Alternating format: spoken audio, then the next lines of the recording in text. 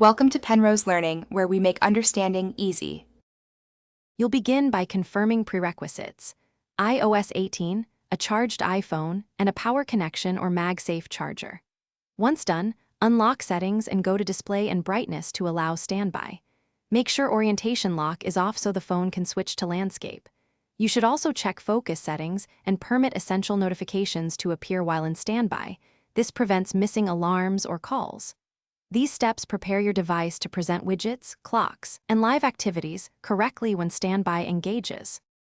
Next, you customize what appears. Go to Settings, choose Standby, and select the default layout and refresh behavior. Faster updates use more battery, so balance needs.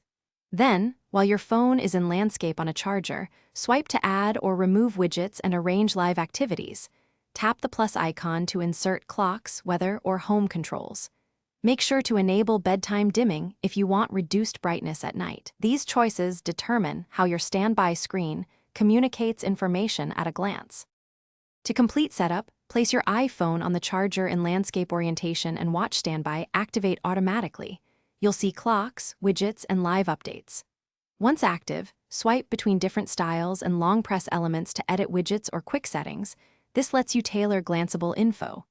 If standby doesn't appear, restart your iPhone, verify the cable or MagSafe connection, and confirm iOS 18 is installed.